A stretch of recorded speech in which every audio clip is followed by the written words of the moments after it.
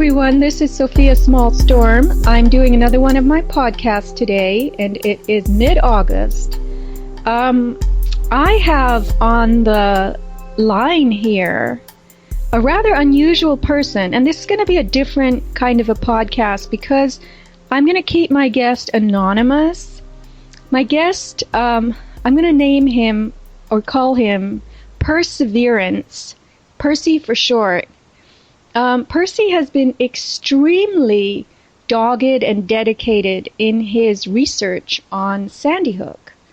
I've done a bit of research myself, and I did a talk that seems to have made it around the internet now a few times, unraveling Sandy Hook in 2, 3, 4, and 5 dimensions.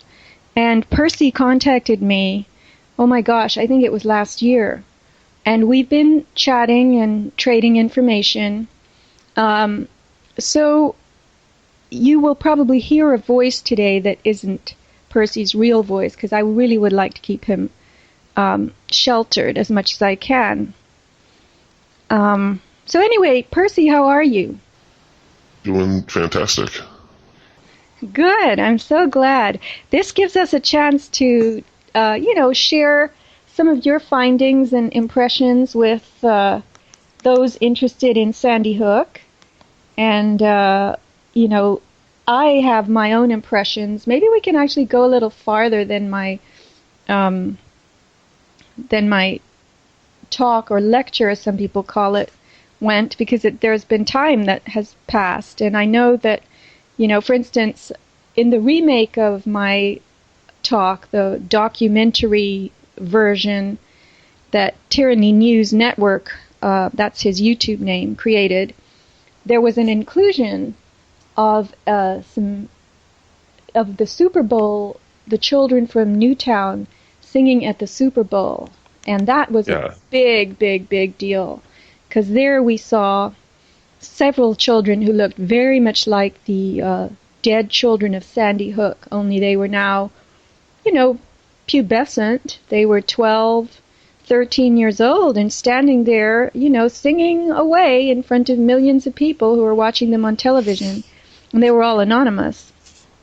So anyway, where would you like to start chatting? Well, we can start at the beginning. All right, and what's that? Well, the beginning for me, I would say, was probably seeing your talk. That was a pivotal moment and very sobering look at the Sandy Hook's shooting event. You mean you didn't look into it before that? I looked into it before that, but not with the kind of dedication that I had after that. Wow, I had no idea that I had woken you up in such a big way. Well, thanks.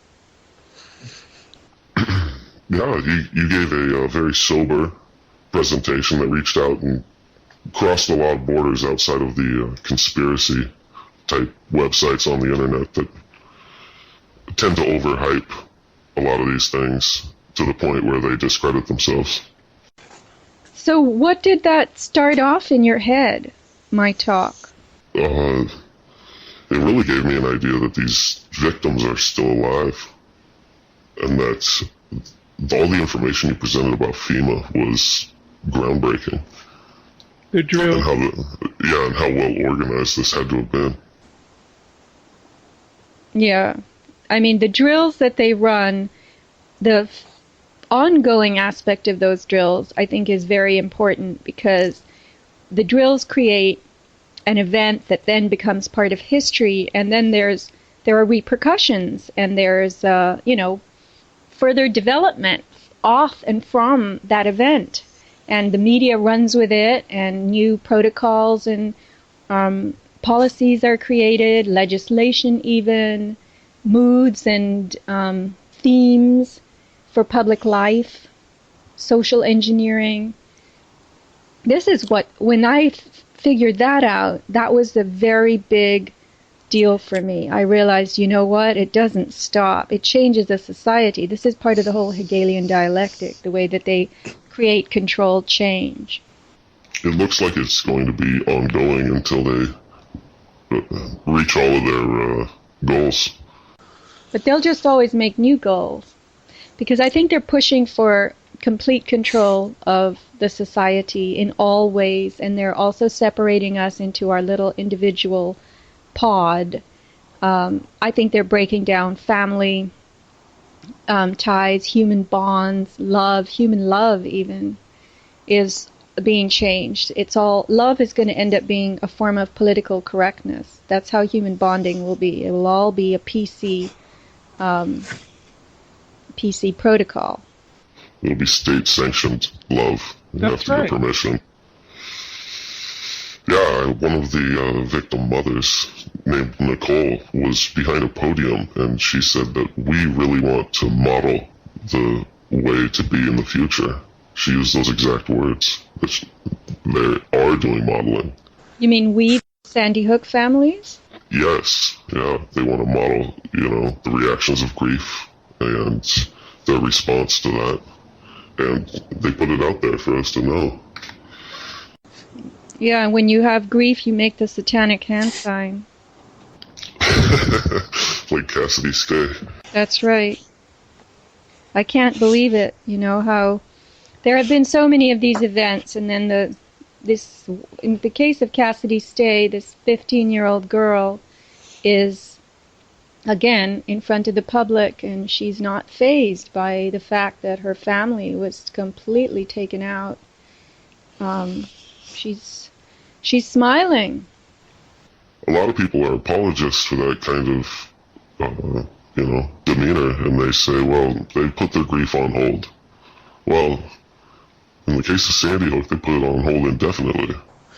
Well, this is what makes me believe that these are fictitious families to start with. That, there was a post on James Tracy's blog recently about, I think it's Summertown, Tennessee. But anyway, what I picked up from that post was the term intention community. And I'm beginning to think that Sandy Hook and Newtown might have been an intention community. I think Newtown was marked a long time ago because it was as far away as it is. It was as hollow as it is. It's very sparsely populated. It's very wooded. I went there myself this past spring. And I think that the people who now populate that part of Connecticut were all brought in for this event. Not all, maybe, but many, many, many. Because you have all these media moguls living there in giant mansions, and they telecommute. They don't have to drive to work. And so all these people who specialize in the creation of the 2D world, fiction, movies, they are living there already. And we find that all the players in Newtown, in the Sandy Hook story, were completely connected to, they were movers and shakers in media and in psychology and, oh gosh, everything, education. Yeah, there was a gun control legislator, or a woman trying to be, right? Veronique. Right. The origin of these people is also very strange. They have connections, and I think they have come from completely other lives, and they've just been masquerading in particular roles for this very big plan, because this isn't a small thing. It doesn't stop with this Sandy Hook episode. It's ongoing, like I said. Yeah, and it seems like they picked older parents just because they would be better prepared and have better candor, in the media spotlight than younger parents.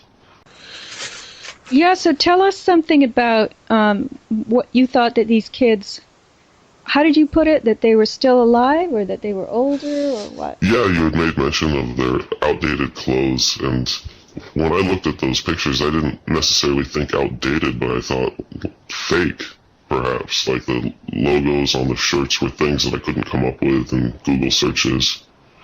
And I thought, well, why would they manufacture labels on clothes and manipulate photos for any reason of these kids? And the more you look at those photos, the more you realize there's big problems. Well, yeah, on first glance or at first glance, the photos look fine, but they're not. When you look at them, they don't have enough depth. The spatial relationships don't exist. For instance, there's a famous photo of Veronique Posner she's got her head against, I don't know, it's on a couch or in a bed or something, and her two twins are lying there next to her, but there's just no depth in that photo. And so it can't be real the way it was posed. Those babies have been added in, or she has been added in. Yeah, and the same applies to the pictures of the Parkers. Seems like Emily, their oldest daughter, is always outside the frame of the rest of them. Right. So she's not part of the original group. And then there's that video on YouTube of the Parkers. It wasn't a video anyone made. It was an original, this is the Parker family with their children, and there's no Emily. It's just those two other girls. So anyway, do you want to air any theories you have, or do you want to get into some more, I guess, dynamic, thematic discussion about this? Well, sure. I'll air this theory because it's a hopeful one, and that is that hopefully all of these victims are doing just fine. Yeah. Well, shall we talk about Dawn Hawksprung? Because I recently someone sent me a photo that was kind of a collage, and it shows a Dawn Hawksprung. She looks just the same. She's floating around in a swimming pool. She's older than the Dawn Hawksprung we saw in Sandy Hook, but it's the same woman, and I think it was posted on somebody's Facebook page who was a relative. Do you know about that? Yeah, I've seen that. That was from Erica Lafferty's Twitter account, and it was supposedly her daughter, right? Yeah, they say that's her daughter, and they're both swimming outside, and they both look older. So what does that say? When was that posted to Twitter? Sometime in 2014. Okay, so in the early part. So this Erica Lafferty presumably has posted a picture of her mother that was an older picture. I mean, if her mother is dead, she can't have taken a picture in 2014 of her. But the Dawn in the picture is older than the Dawn Hawksprung that we've seen in any of the Sandy Hook photos. Yeah, that's right. And Erica even looks older. Yeah, so what does that tell us? We have to use our common sense here. I mean, I know that the public doesn't have time for this. They're too busy taking their kids to soccer, and they've got relatives coming from out of town for the weekend and all of that. But really, somebody has to pay attention to this. And it tells me that... You want to finish the sentence? Well, they have a lot of hubris. They have no problem being bold and giggling about it. I believe. I mean, if you look, the Sotos have done the same thing. The younger Soto girls. Yeah, I was just going to bring that up. Do you want to air some ideas about Victoria Soto? She was the first grade teacher. Yeah. I don't know how she got involved with this, and I just cannot imagine that she's actually shot dead just by looking at the actions of her two supposed sisters, Carly and Jillian. They're too bubbly, too giggly. They stood up out of the roof of the limo at the funeral like they were celebrities. As did Cassidy Stay. Oh, yeah, Cassidy Stay as well. And they just exhibited strange behavior where I thought they must really be happy that their sister's dead, or she's not dead, and they're kind of giggling at the fact they have a secret. But I don't think she's their sister. She doesn't look anything like them. No, I don't either. I think she's their cousin. And if you poke around on the Soto side of the family, you'll find her name associated in one of her cousin's families. Now, I saw a video that somebody did. It was a frame-by-frame analysis of Victoria Soto at the Boston Marathon. She passed through the special area in the stands where the Newtown people were brought. And just a few frames of her, but If you look at enough pictures of Victoria Soto, you will get a feel for the whole way that her body weight sits on her frame, on her skeleton, the way she walks, the way she holds herself, and this looks very much like her. It has that same feel of Victoria Soto, and she just blips around the corner, and she was at Boston after she died. Yeah, well, Boston cameras were confiscated on the ground right away. I mean, before all the victims were even out of there were people rounding up cameras and making sure Took your camera away from you forever? they took your camera and deleted photos off of it right in front of you. Wow. Yeah. And who? There are a couple of reports of this. Who was... Some agency, some officials. I doubt it was race officials. You had to probably have more authority than that. Wow. Yeah. Yeah, I kicked around the theory, and I probably still hold it, but that is that Victoria Soto might have kids of her own that we're not being told about. Now, why do you think that? Well, there's many photographs where she appears like she might be pregnant, and other photographs where it looks like she may have just given birth. You know, yes, that classroom photo, for one thing, it is such low resolution. The one that they showed us, and it has the names of all the kids plastered over their body.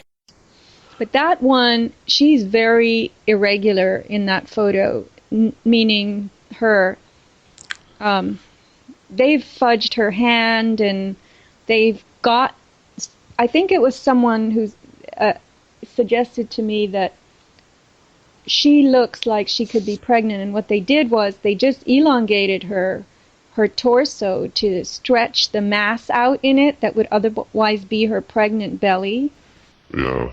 So she looks like she's not pregnant, but if you truncate and squish her vertically, you see that this is a pregnant woman, and there's room to do that given the way her dress is and so forth. She's got an incredibly long arm in that photo. Yeah, they lengthened her arm as well. They lengthened her torso and her arm. And you see at a glance, it looks fine. You say, oh, that's a classroom photo. But that's the other thing. How many of these photos that we were shown were so blurry, and in an age when parents they have cell phones and digital photography is the way everyone does it now. So for kids who died in 2012, there's no way that we wouldn't have digital photos of them, and we don't. We have these photos. Yeah. Yeah, there's only one of the victims that had portrait photography of them, where whoever the photographer is actually put their logo on the photo and, claiming it as one of theirs. And that's Jessica Rakos. Or like an AP photograph. Copyright? There's a whole gallery on one of their memorial pages where it says, like, I'm going to get the name wrong, but it says the name of the photography company in the lower right corner. Oh. These are some very slick photos. Like a studio photo or something. Yes. Yeah. Well... How about that class picture? And one of the most forgotten people in this whole thing is Anne-Marie Murphy. Yeah, whoever she was. Yeah, she's a complete mystery to everybody. Well, these were special ed teachers, and, I have some thoughts about all of that. That Sandy Hook apparently specialized in special ed. We did have many teachers that worked in the special ed department at the southeast corner of the school. And special ed is kids who have handicaps, either learning disabilities or they have other limitations. And there's something very, very strange about the whole layout of Sandy Hook, and the fact that it was so decrepit, the building, and it was supposed to have a super duper security system, but it didn't. And I'm starting to do a whole other kind of interpretation on this, that it wasn't a regular school. That's my theory. I don't think it was closed, but I don't think it was a regular school. Maybe that's as far as I'll go. Yeah. Well, it could have served dual purposes as a school. What do you mean? Like it could be for the talented and gifted students on one side and the special needs on the other. And who would the talented and gifted students be?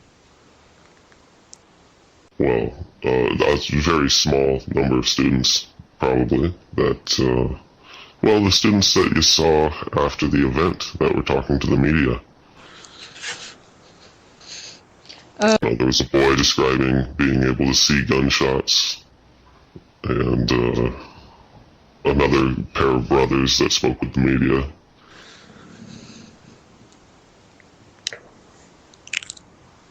Well, I'm sure those are, to some, it depends on how old the kid is, but they could have been scripted interviews, or the children did participate in some kind of drill scenario, and then they gave their best statement after the fact. The very young children were talking about broom, like the janitor knocked over something, or they heard popping sounds. They didn't speak like they were involved in any kind of terror-ridden situation. Oh, and that poor kid on Dr. Oz that said they were having a drill. Louis. Yeah. So anyway, it's possible that there were two kinds of kids at Sandy Hook. I don't believe it was a normal school. I don't believe there were hundreds of children attending, because none of those children were evacuated. And I think there were probably children present at the firehouse. They might have been dribbling out of the school or coming down Dickinson Drive, but there are no photos of that even. Yeah, and well, there's a couple, but they're very sparse. You might see 10 kids at most in any of the pictures. And yeah, the numbers just don't add up. Like, if you've seen any of the other school shootings since this, you see huge numbers of kids everywhere. And yeah, we hardly see any at all. Making it pretty obvious. I think somebody stated that there should have been another 460 kids more than what he was able to count in all the photographs and videos. Well, again, I went to that firehouse. That's on my website, aboutthesky.com, and you can click the link Smallstorm blog, and also the Tyranny News channel has a more spiffed up little video of it called My Sandy Hook Adventure on YouTube. But anyway, this firehouse was artificially sparkling and loud and just perfect compared to the school. So the firehouse, I imagine, is a working firehouse. It has been endowed with a lot of incredible equipment, and it is the main firehouse for Newtown, the one in Sandy Hook. And I think that was the gathering spot for the press and so forth that day. And it was around the firehouse that the real impression of the event was made to go on that day. It wasn't really around the school, apart from some aerial shots of the school. Well, if you asked anybody who paid attention to the coverage of it in the first week, they probably would have told you that the firehouse was the school. Interesting. Because they didn't show pictures of the school for quite a while, a few days. Now, I thought you didn't pay that much attention, but did you learn that somehow? I paid attention, but didn't take notes. Like, it was just another peripheral, developing potential conspiracy on my radar for a long time. So what are some of the things that have stood out to you since? Because you've become an avid researcher. The ongoing nature of it, the fact that it won't stop, even though they appear to have egg on their face over so many things, they just keep barreling through and pushing forward. So I don't know, that to me is just a red flag, because there's shootings all the time, and nobody gets this much press as these affected 26 families. Well, there are shootings all the time, but these families seem to be the architects of the extension of these events into the public consciousness.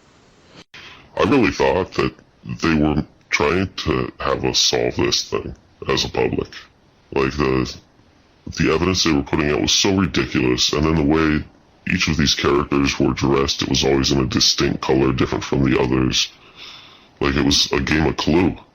And there was even a Newtown or a newstimes.com article that put it that way, that said, at the top they had pictures of all these different people that were involved. One said the cop, the administrator, and then you click on these links and it tells their little story. It was like a Pulp Fiction.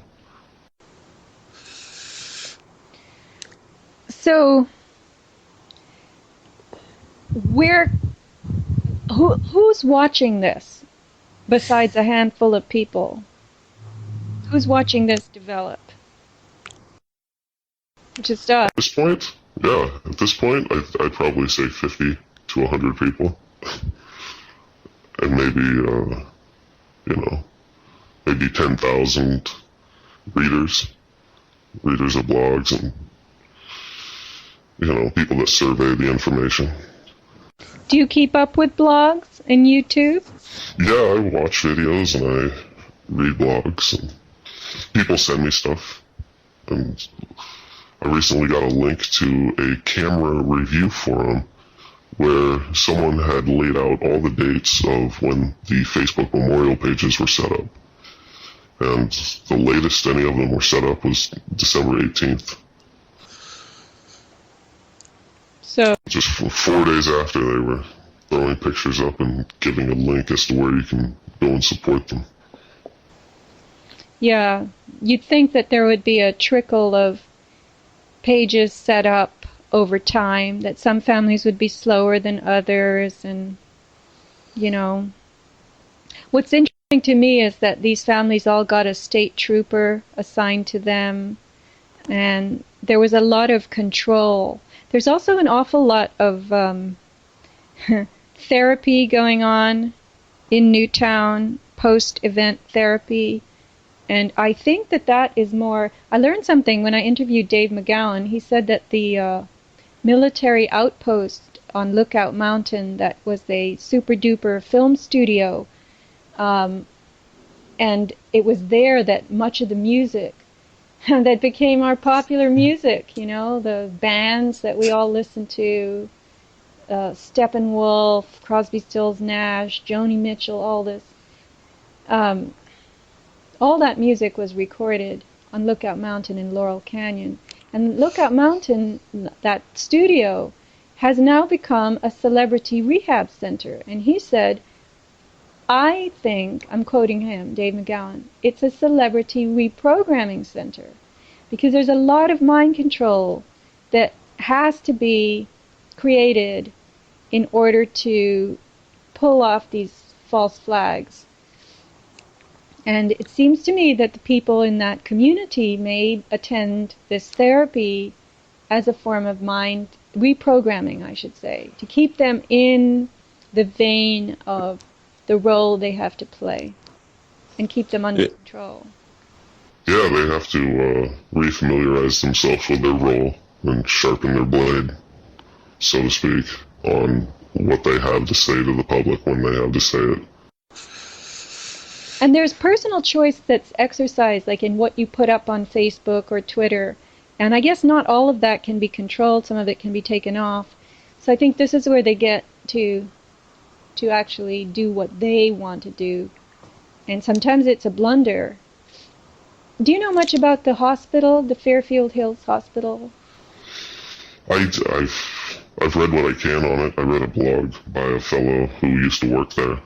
And many pages in this blog, and he's reminiscing about the nice people he worked with. And it's rumored that Gene Rosen worked there, but this guy doesn't mention him in his blog.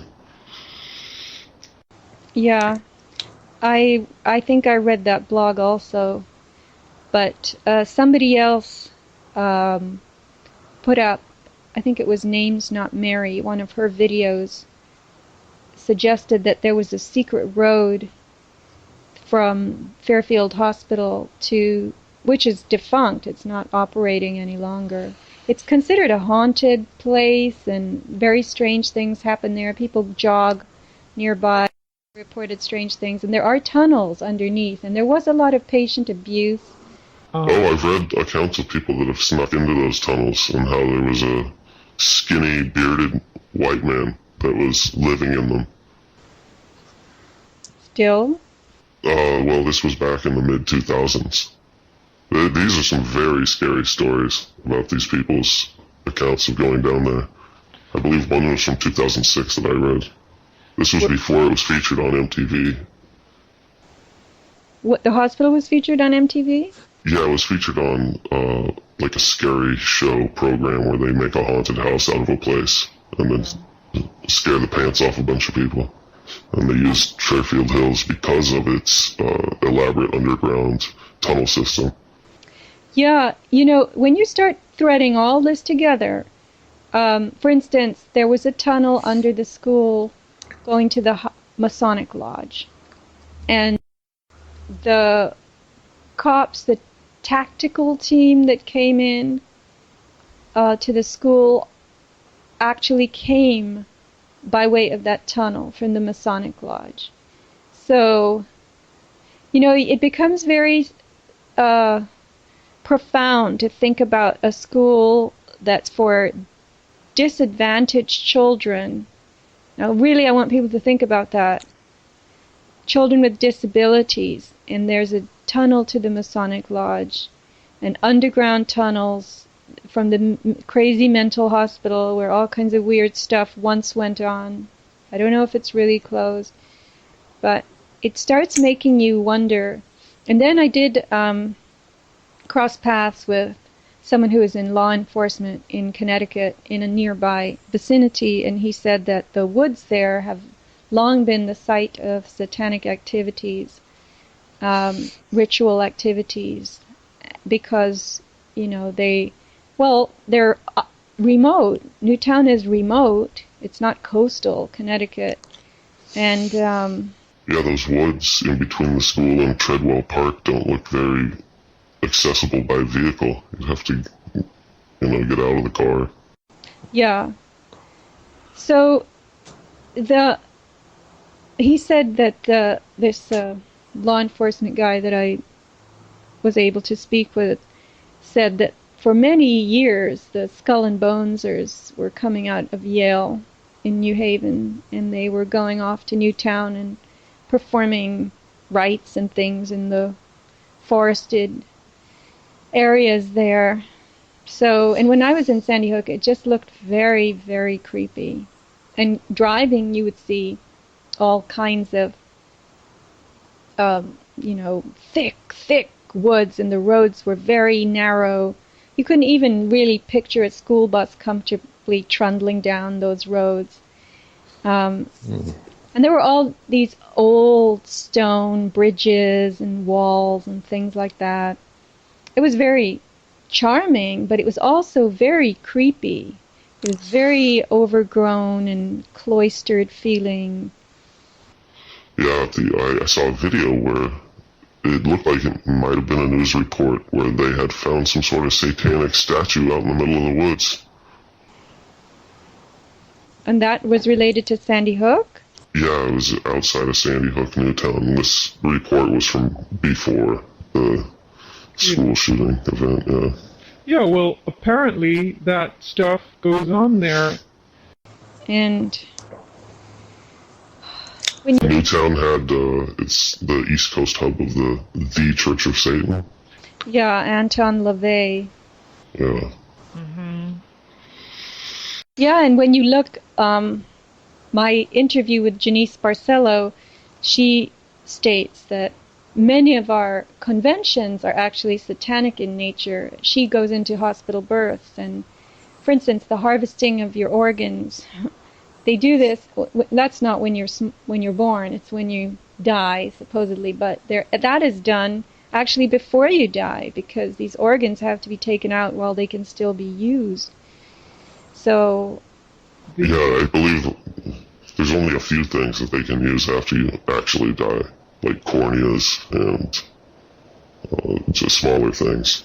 But Yeah, they don't. oxygenated organs don't stand a very good chance outside of the body. Right, so some doctor has to decide that you're about to die, and then you're gutted, and people don't realize that they might not die, but somebody makes that decision, and then once your heart is taken and your vital organs are taken, that's it. You don't have a chance now.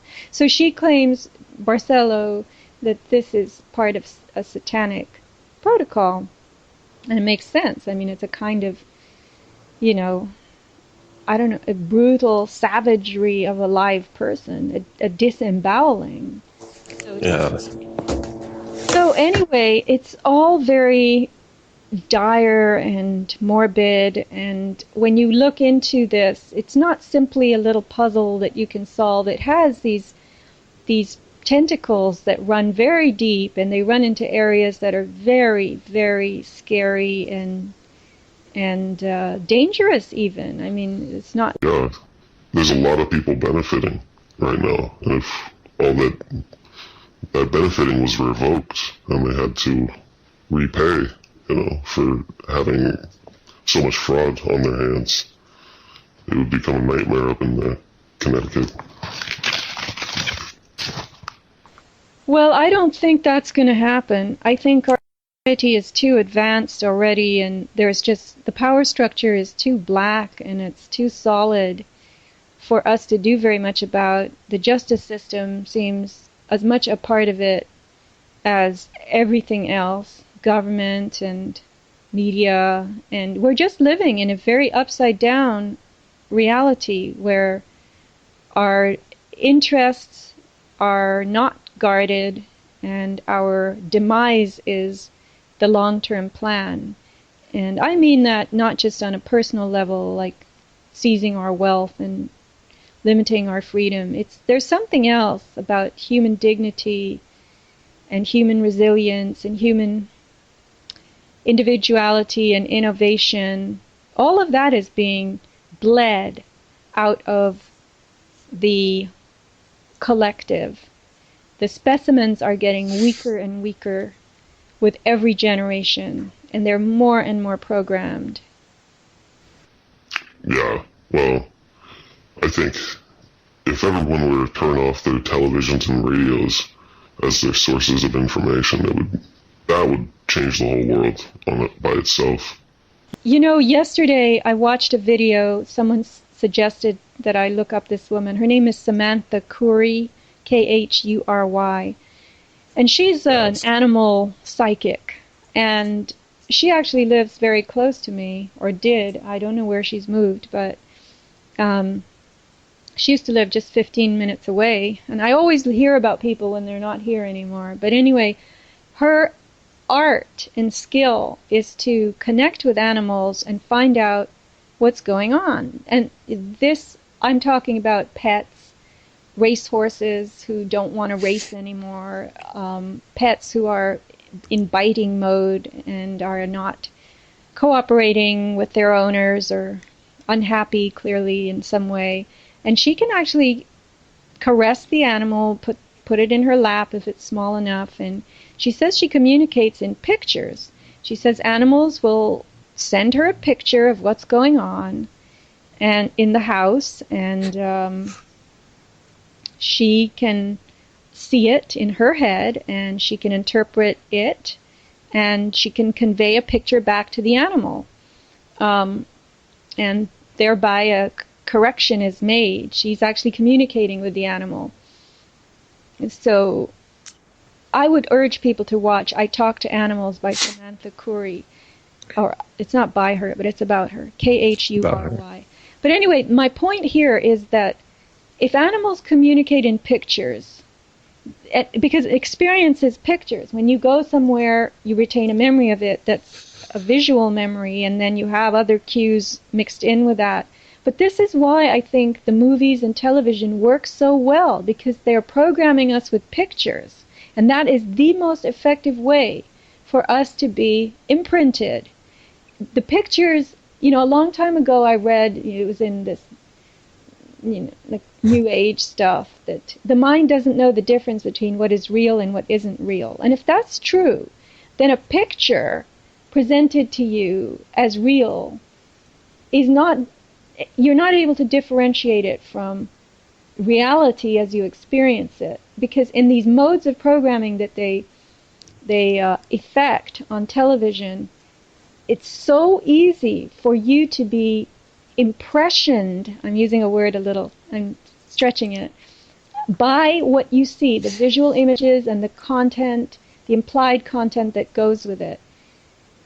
And I think this is why they've disabled the public mind as they have, through pictures. And I think our power also lies in pictures. We have to start communicating to each other in pictures, not just in texts and emails and words, Yeah, well, Bill Clinton told us that pretty clearly in his book when he mentions the handyman that doubted the moon landing. And young Clinton asked him, well, why do you doubt it? I saw it on TV. And the handyman said something like, yeah, well, you saw it on TV. And I believe Clinton is hinting at the fact that what you see through the TV is the official narrative and is what everyone has to go along with. That's just a hint? Yeah, it was just a hint. Like, he threw it out there that was a possibility, and then emphasized that the handyman said, well, yeah, but I see Mickey Mouse on TV. Mm-hmm. No, it's a delivery mechanism for a false world, and everybody's buying it. Everybody's responding to it. Reality TV is the farthest thing from anyone's reality. That's right. And there's that principle in science that the observer affects the outcome of whatever they're observing. Well, in reality TV, it's way more than that. We've got directors and writers for reality television, for what people say and the way they model themselves, which is usually terrible. You mean on reality TV it's usually terrible? Oh, yeah. I mean, outside of, like, documentary-style programs. Right. It's just people fighting and acting petty. Well, I think in movies there's a lot of mind control going on, and this was discussed by Dave McGowan also in the interview that I did with him, that the way that acting has quote-unquote improved in the last 50 years, if you go back to the 40s or 50s and you look at the black and white movies, it's very cheesy in comparison. The acting is really, it's sort of facile and pat. But today, these actors are so, I mean, when they show the little clips, when they have the Academy Awards, it's usually a scene that's so, dramatic and deep that even just a minute of it is enough to immerse you in a feeling of reality, this periscope into something that was going on that was big and deep and heavy. But these actors, the way they pull that off, it's just very, very difficult, I think, to do as just playing a role. I think they get immersed in these characters and they become the characters, and all this is done through MK Ultra training techniques. They will gain a lot of weight and, lose their hair and all kinds of stuff. Yeah, compared to the movies of 40 years ago, the acting has gotten great. They're so subtle about it. It's a lot more like reality than some of the older movies with stage-trained actors, as opposed to people that are really used to having a macro lens in their face. Yeah, it's a whole new art. It's different, and it may not be an art. It may actually be an immersion. And so then when you compare that with the Sandy Hook people, they haven't received the same training, obviously, because they're not as believable. And I don't understand why that oversight occurred, if that's what it was. Because really, truly, they could have been just as lifelike, but there's been a deliberate skipping over the profundity of the behavior of those players or participants in the Sandy Hook story. They're just not believable, and there's a reason for that, and I'm trying to figure it out. Yeah, well, do you think that it might be that they overlooked it, or do you think that it's purposeful? No, it's not overlooked. It's overlooked. It's the design, but it's part of the strategy.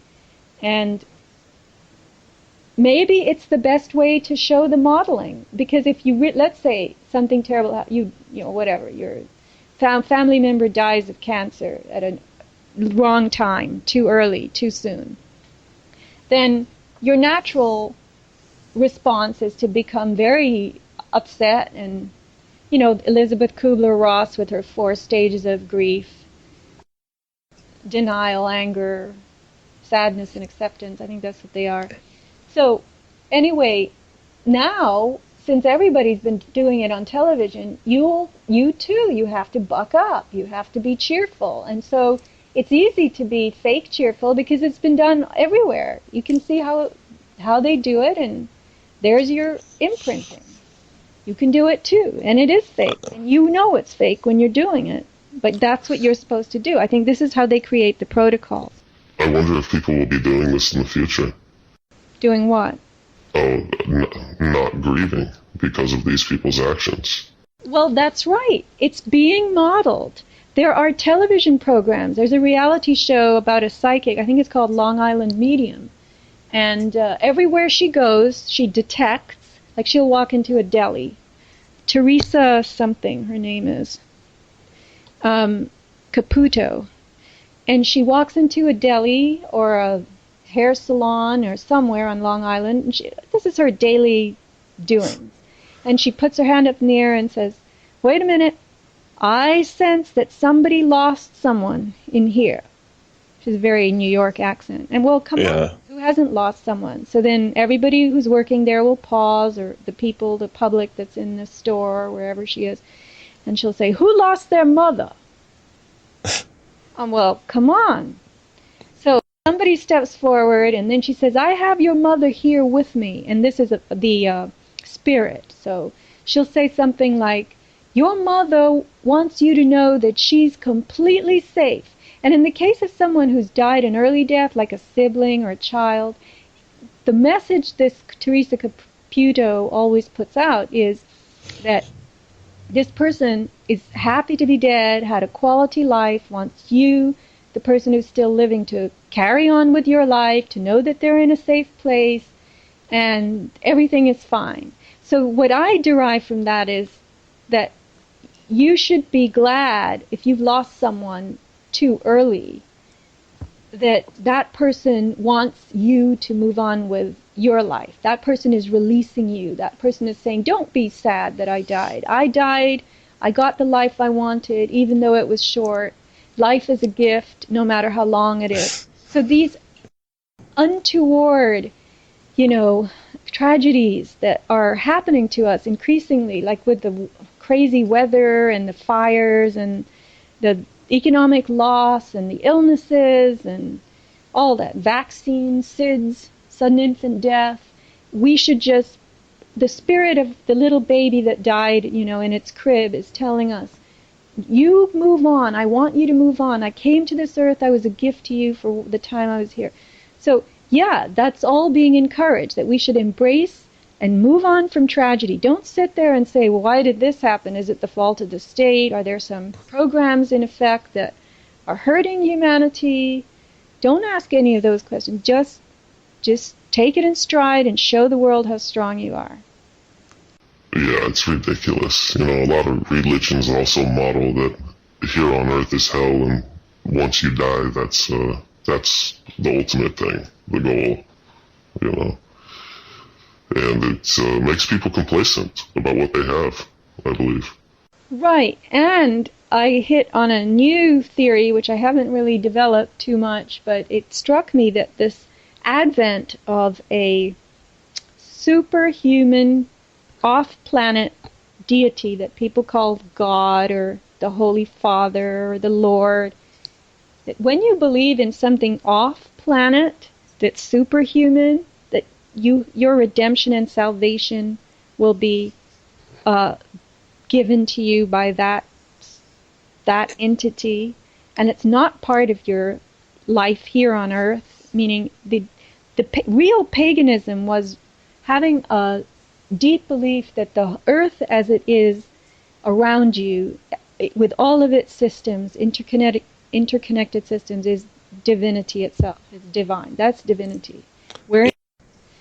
But then to transfer your faith to something that's superhuman and off-planet is, I think, the primary reason that so many people do not have the concern for what is happening right under their feet, right in front of their noses.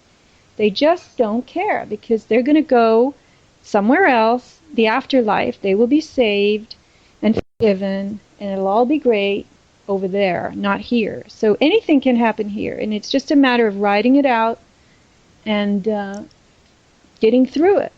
I just bet a lot of people have wasted their life looking for this next thing instead of really realizing how great they have it right now. Right. There is something everybody can do about the here and now if they choose to.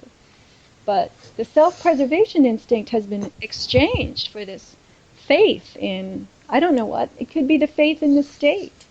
That, the government, the programs, we'll just go into a hospital and they'll take care of us and take a prescription. There's a pill.